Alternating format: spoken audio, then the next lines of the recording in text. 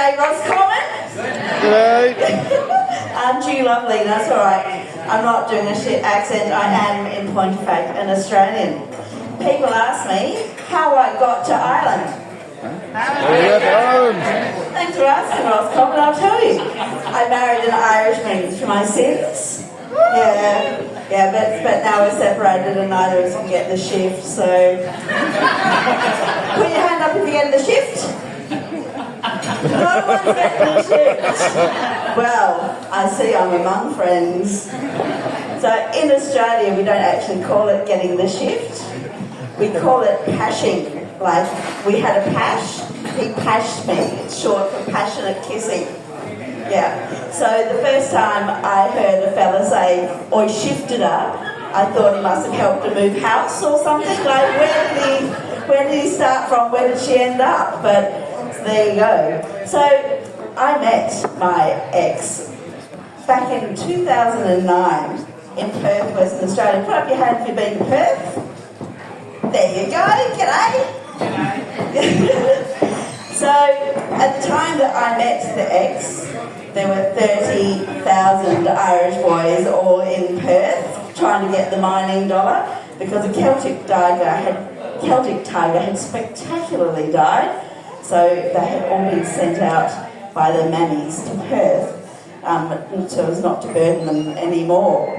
And when they're away from their mammies, Irish boys behave very differently indeed than when they're in the hometown. I bet all the mummies here can relate only too well to that. So when I met my ex, I was working in a sex shop. Yes.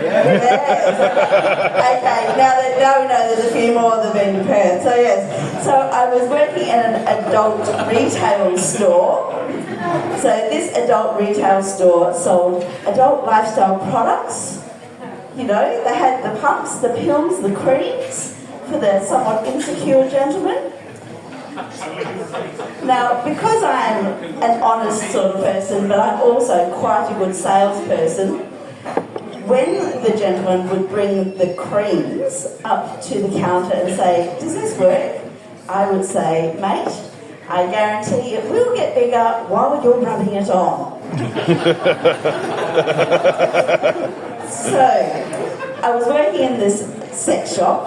Now, where the sex shop was with all the retail products, you walked through and then at the back of the shop was a giant pair of neon legs, ladies' legs, and you walked in between the open neon legs in high heels into a bank of computer booths where gentlemen would go in and sit down and type away because they didn't know how to clear their browsing history at home. And beyond the bank of computer booths, there was a peep show. Put up your hands if you've been to a peep show. Just to watch. Just to watch. I saw a little hand go up there. Where was the peep show? Dancing or spectator? Dancing. She was dancing. She was looking. And then she danced. Well, I don't blame you. Because, I have to admit, I took a turn in that peep show because the money was better. And you see, when you worked on the counter in the sex shop, you got 10 quid an hour and you had to do all the mopping.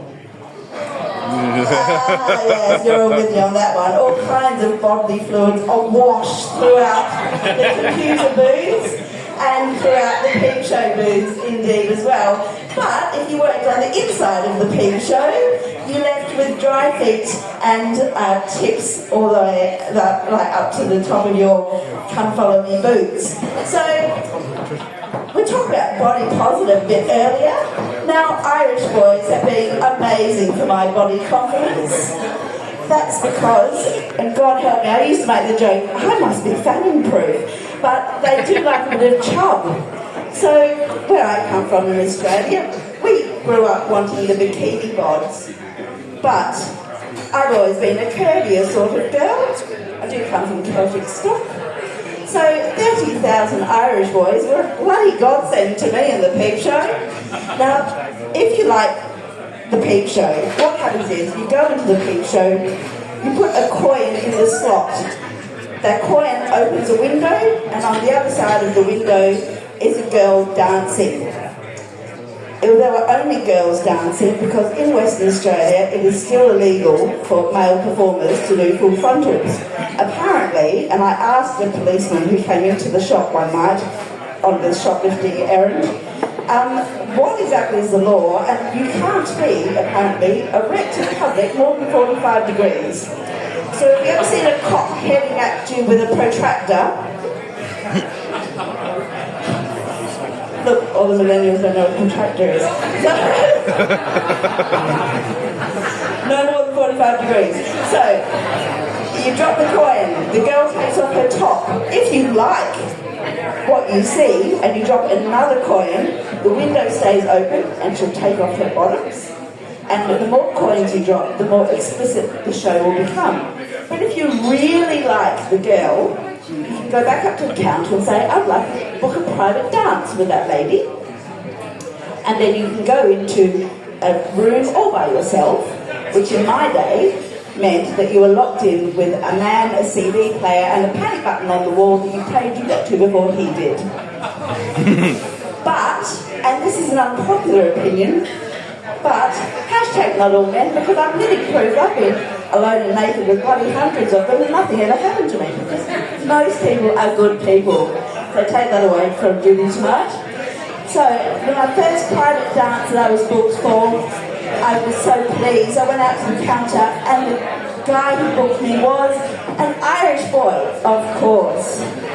I was so pleased. I got into the private dance room and he said, I come to the peep show all the time, but I never get a private dance, but as soon as I saw you, I knew I needed a private dance. I'm like, thank you very much, mate. He said, I love a big fat ass.